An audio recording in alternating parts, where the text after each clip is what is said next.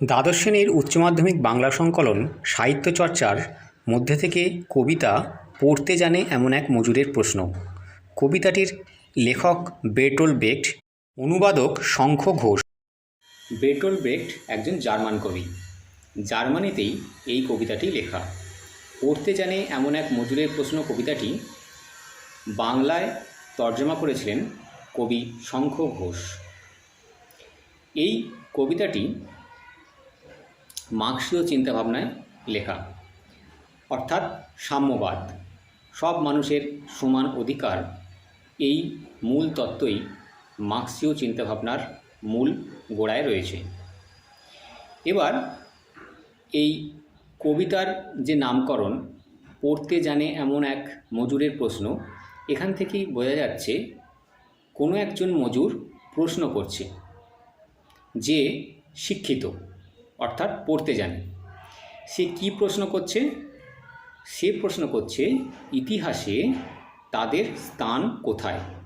অর্থাৎ আমরা যা ইতিহাস পড়ে আসছি সেই ইতিহাসের মধ্যে রাজা রাজরা বা সমৃদ্ধশালী ব্যক্তির কথা এখানে উল্লেখিত, কিন্তু উপেক্ষিত থেকে যাচ্ছে সাধারণ মানুষের কথা। সেই মজুর সাধারণ মানুষ হিসাবে প্রশ্ন করছে যে তাদের স্থান কোথায়। বড় বড় যে কীর্তিগুলো রয়েছে সেই কীর্তিগুলোর পেছনে মূল যে কারিগর তারা হলেন সাধারণ মানুষ। কিন্তু ইতিহাসে তাজমহল কে তৈরি করেছিলেন বললে আমরা শাহজাহানকেই বুঝি। যে কারিগররা তাজমহল তৈরি করেছিল তাদের কথা কিন্তু ইতিহাসের পাতায় লেখা থাকে না। এখান থেকেই কবি কতকগুলি স্থাপত্য বা কীর্তি বা কিছু ঘটনার উদাহরণ স্বরূপ এখানে উল্লেখ করেছেন এবং প্রশ্ন করেছেন সেই ঘটনাগুলোর পেছনে সাধারণ মানুষের ভূমিকা থাকা সত্ত্বেও তাদের ইতিহাসে কেন স্থান নেই সেই হিসাবে। এবার আমরা ডিটেলসে এর ঘটনাগুলি দেখে নেব।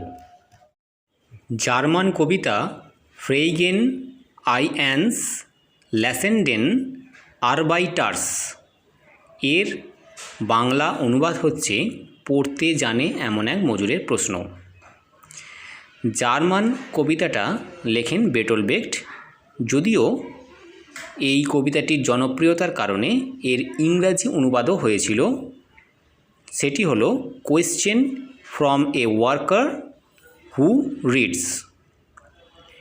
যাই হোক, বাংলা অনুবাদ করেছিলেন শঙ্খ ঘোষ, সেটাই আমাদের পাঠ্য। যে ইতিহাস আমরা পড়ে আসছি সেই ইতিহাসের পাতায় পাতায় শ্রমিক শ্রেণীর মানুষেরা বঞ্চিত, সেই কথাটাই জানাতে গিয়েছেন বের্টোল্ট ব্রেখট কতকগুলি উদাহরণের মাধ্যমে। প্রথম উদাহরণ হিসাবে পাওয়া যাচ্ছে 7 দরজাওয়ালা থিপসের ঘটনা। কবিতায় প্রথমে দেখতে পাই, কে বানিয়েছিল 7 দরজাওয়ালা থিপস, বইয়ে লেখে রাজার নাম, রাজারা কি পাথর ঘাড়ে করে আনতো। এখানে থিবস হলো প্রাচীন ইজিপ্ট বা মিশরের একটি নগর। নীল নদের নাম তো তোমরা সবাই শুনেছ, তার ডান দিকে মিশর অবস্থিত। এই মিশরের একটি বিখ্যাত শহর হলো এই থিবস। শহরের প্রবেশপথ ছিল 7টি। গ্রিসের থেবাই শহরের নাম থেকে এই থিবস নামটি এসেছে বলে অনুমান করা যায়। বিভিন্ন দেবদেবীর দ্বারা মন্দির সমৃদ্ধ ছিল। সময়টা ছিল 3200 খ্রিস্টপূর্বাব্দ।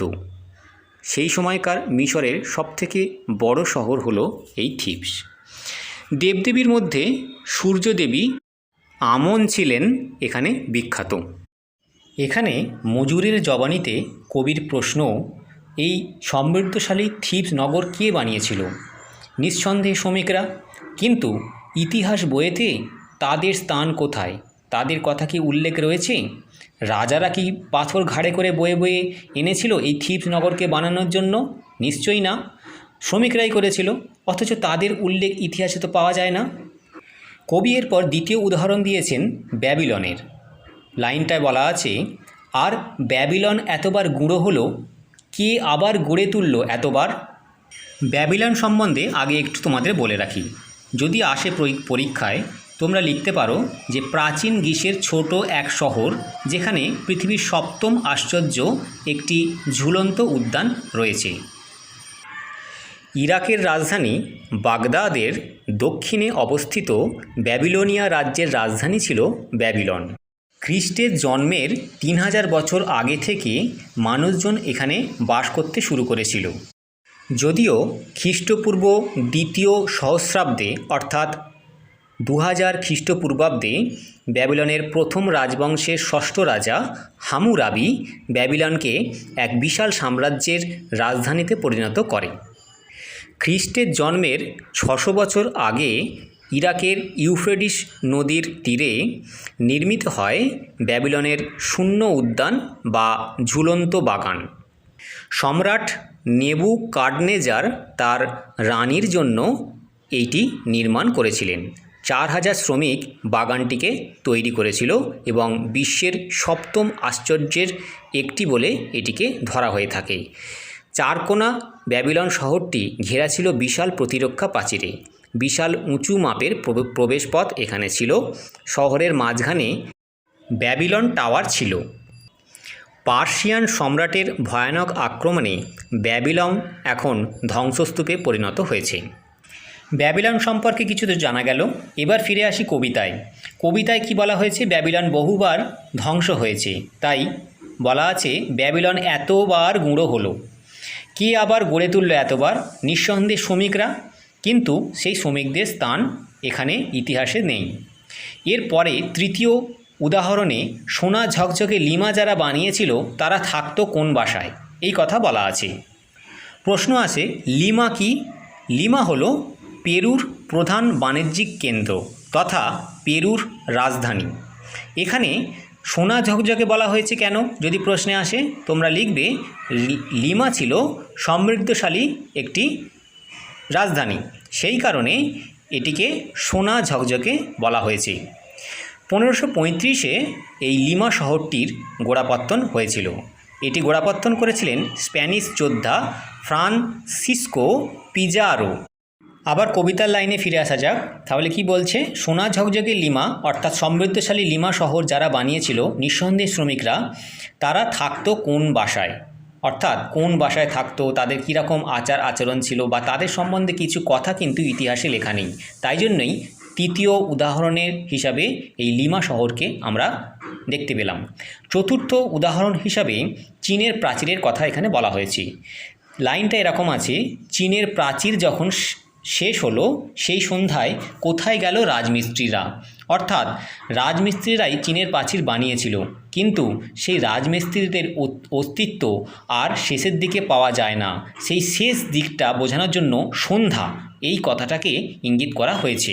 সন্ধ্যা দিনের শেষ, তাই এখানে বলা হচ্ছে রাজমিস্ত্রিদের কাজ শেষ হলে সন্ধ্যায় অর্থাৎ শেষে, কাজের শেষে আর তাদের অস্তিত্ব খুঁজে পাওয়া যায়নি, অর্থাৎ ইতিহাসে রাজমিস্ত্রিদের কোনো রকম উল্লেখ পাওয়া যায়নি। থিবস, ব্যাবিলন, লিমা, চীনের প্রাচীর। এরপরে 5 নম্বরে আসছে রোম। জয়তোরণে ঠাসা মোহনীয় রোম।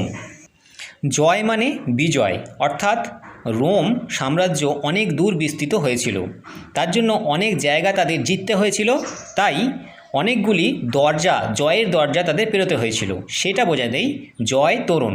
তোরণ মানে দ্বার বা দরজা বা ফটক। তাহলে জয়ের অনেকগুলো দরজা রোম পেরিয়েছিল বলে জয় তোরণে ঠাসা কথাটা বলা হয়েছে। তাহলে রোম জয় তোরণে ঠাসা, কিন্তু বানালো কে? কাদের জয় করলো সিজার? সিজার হচ্ছে রোমের রাজা, যিনি খ্রিস্টের জন্মের 100 বছর আগে রোমে জন্মেছিলেন। পুরো নাম জুলিয়াস সিজার। জুলিয়াস সিজারের উল্লেখ আছে, আমরাও ইতিহাসে পড়েছি, কিন্তু জুলিয়াস সিজারের সৈন্যবাহিনীর কথা, যাদের সাহায্য বা যাদের অবদান না থাকলে এই জয়তোরণ পার করতে পারতো না নিঃসন্দেহে রোম, তাদের উল্লেখ কিন্তু ইতিহাসে নেই। 6 নম্বর উদাহরণে আসি। এত যে শুনি বাইজেন্টিয়াম, সেখানে কি সবাই প্রাসাদেই থাকতো? বাইজেন্টিয়ান হলো প্রাচীন গ্রিসের ক্ষুদ্র রাজ্য তথা বাণিজ্য নগর। এই বিশাল সাম্রাজ্য গড়ে উঠেছিল রাজধানী কনস্ট্যান্টিনোপলকে কেন্দ্র করে। আমরা কনস্ট্যান্টিনোপলের কথা জানি, বাইজেন্টিয়ান সাম্রাজ্যের কথা ইতিহাসে পড়েছি। রাজরা তাদের কথা আমরা পড়েছি, কিন্তু এই সভ্যতা কি রাজরাজরারা নিজেরা গড়ে তুলেছিলেন না শ্রমিকদের দিয়ে গড়িয়ে তুলেছিলেন? সেখানেই প্রশ্নটা কবির, এই মজুরবেশী কবির প্রশ্ন যে সেই শ্রমিকদের স্থান ইতিহাসে তাহলে নেই কেন। 7 নম্বরে আসে আটলান্টিসের কথা। এমনকি উপকথার আটলান্টিস যখন সমুদ্র তাকে খেলো, ডুবতে ডুবতে সেই রাতে চিৎকার উঠেছিল কৃতদাসদের জন্য। উপকথা অর্থাৎ উপাখ্যান বা গল্প। আর আটলান্টিস হলো সেই প্রাচীন গ্রিক উপকথায় বা গল্পে উল্লিখিত একটি দ্বীপ বা ভূখণ্ড। উপকথা অনুযায়ী আটলান্টিস সমুদ্রের গর্ভে একসময় তলিয়ে গিয়েছিল। একথা বোঝাতেই লাইনটি দেওয়া আছে, যখন সমুদ্র তাকে খেলো। এবার ডুবতে ডুবতে সেই রাতে চিৎকার করে উঠেছিল কৃতদাসদের জন্য। কারা চিৎকার করে উঠেছিল প্রশ্নে আসে যদি, তোমরা কি বলবে? যে আটলান্টিস দ্বীপবাসীরা, তারা চিৎকার করে উঠেছিল কৃতদাসদের জন্য। কেন করে উঠেছিল? আটলান্টিস দ্বীপের অধিবাসীরা মরতে মরতে তাদের স্মরণ করেছিল ভালোবেসে? না, কখনোই নয়। কৃতদাসদের তারা যথেচ্ছভাবে জন্তু জানোয়ারের মতন ব্যবহার করত। কৃতদাসদের ওপর যথেচ্ছভাবে শোষণ করে, অত্যাচার করে, তাদের থেকে সুবিধা আদায় করেই তারা জীবনে সুখী থাকত। তাই বিপদের দিনে কৃতদাসরা মরে গিয়ে হলেও তাদের কেন সেবা প্রদান করছে না, তাদের কেন মৃত্যু হচ্ছে, এই প্রশ্নটাই তাদের মধ্যে ঘুরপাক খাচ্ছিল। অর্থাৎ কৃতদাসরা মরে সারা জীবন ওদেরকে সেবা প্রদান করে যাবে, এটাই যেন ওরা মেনে নিয়েছিল। আর এখান থেকেই সেই রাতে আটলান্টিসের অধিবাসীরা চিৎকার করে উঠেছিল কৃতদাসদের জন্য। 8 নম্বর উদাহরণে পাই আলেকজান্ডারের কথা। কবিতায় আছে, ভারত জয় করেছিল তরুণ আলেকজান্ডার, একলাই নাকি? আলেকজান্ডার সম্পর্কে বলতে গেলে বলতে হয়, ইনি একজন গ্রিক বীর এবং ম্যাসিডনের রাজা। 327 খ্রিস্টপূর্বাব্দে ভারত জয়ের উদ্দেশ্যে ইনি বের হয়েছিলেন। 326 খ্রিস্টপূর্বাব্দে তিনি পুরুষ সঙ্গে যুদ্ধ করেছিলেন। এই যে আলেকজান্ডার ভারত জয়ের উদ্দেশ্যে বেরিয়েছিলেন এবং বেশ কিছু জায়গা দখল করেছিলেন বা জয়ী হয়েছিলেন, সেটা কি একলা আলেকজান্ডার করেছিলেন, না তার সৈন্যরা তার সাহায্য করেছিল? সৈন্যরা কি কোনো বড় ধরনের ভূমিকা রাখেনি? এই প্রশ্নই কবি এখানে করেছেন। এরপরে 9 নম্বরে আমরা দেখতে পাই গলের কথা। গলদের নিপাত করেছিল সিজার।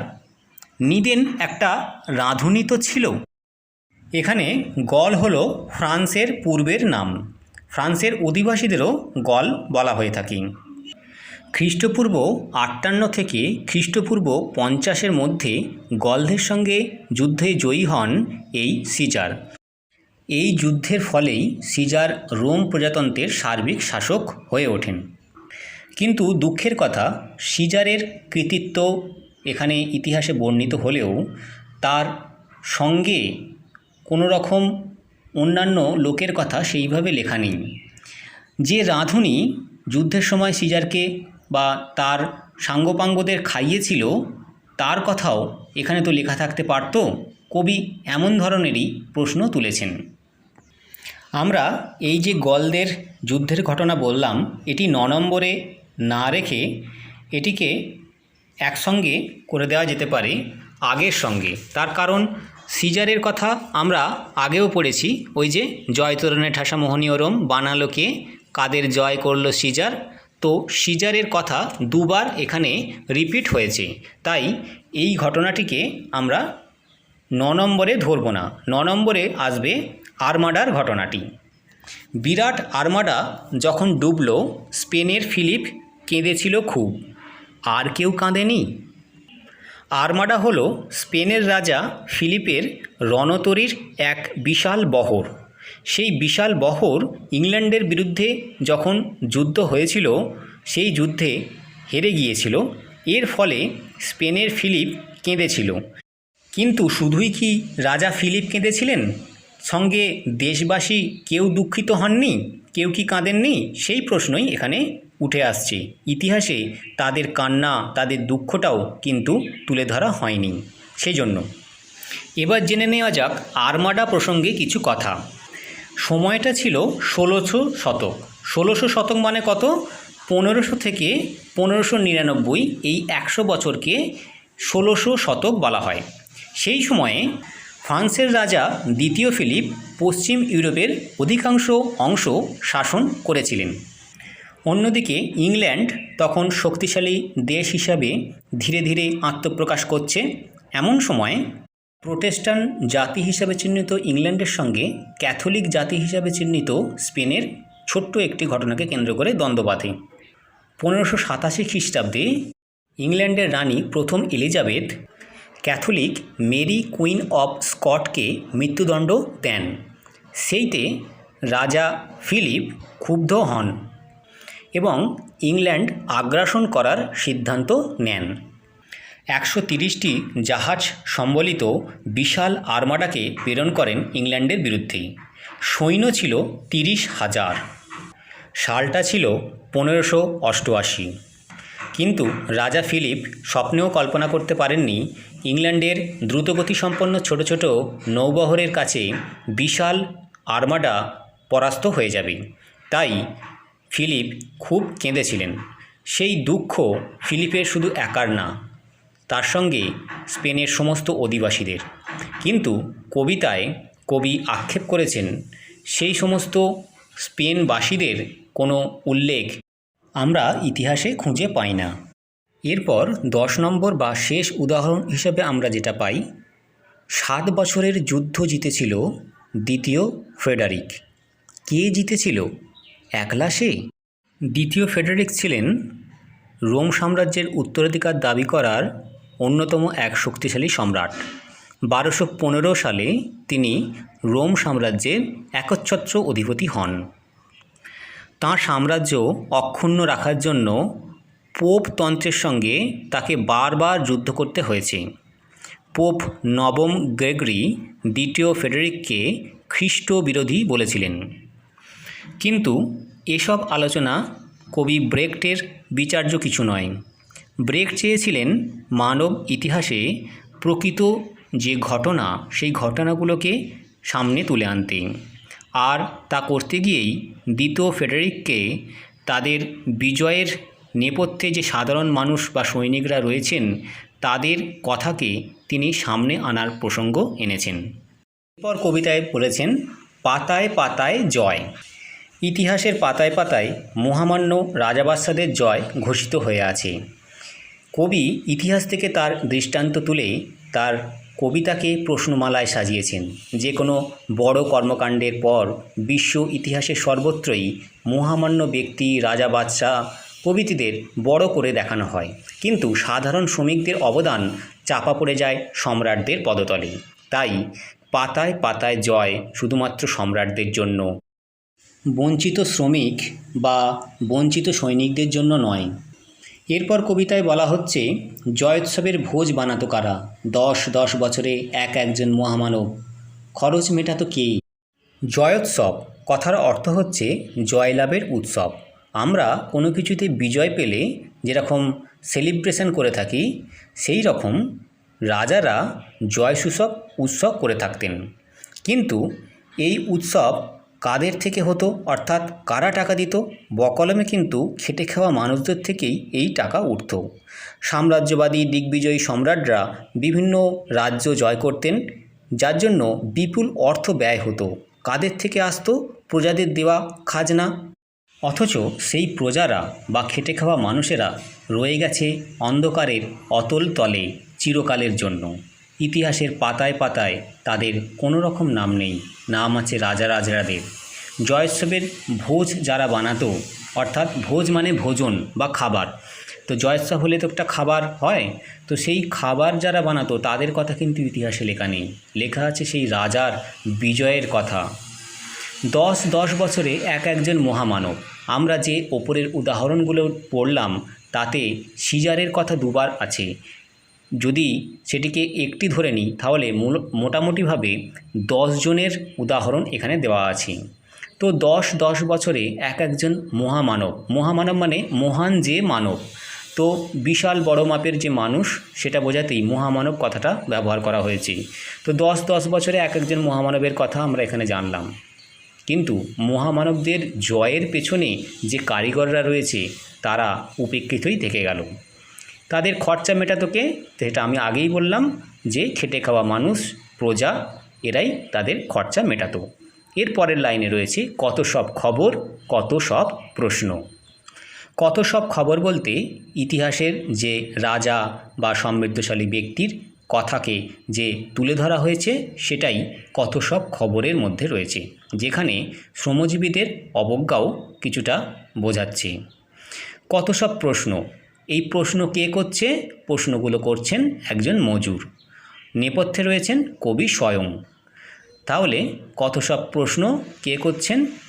প্রশ্ন করছেন কিন্তু কবি নিজে মজুরের বেশে। সেই মজুর শিক্ষিত বলেই সহজে প্রশ্ন তুলে ধরছেন শিক্ষিত সমাজের উদ্দেশ্যে। এবার আসি নামকরণ প্রসঙ্গে। পড়তে জানে এমন এক মজুরের প্রশ্ন, এই নামকরণটি সঠিক কিনা যেটা এতক্ষণ বোঝানো হলো তার সঙ্গেই লাস্টে কিছু জুড়ে দিতে পারো, তাহলেই নামকরণটা হয়ে যাবে।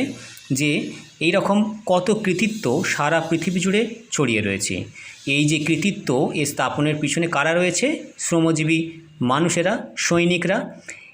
এই প্রশ্ন সেই মজুরদের মধ্যে থেকেই একজন শিক্ষিত মজুর করেছে।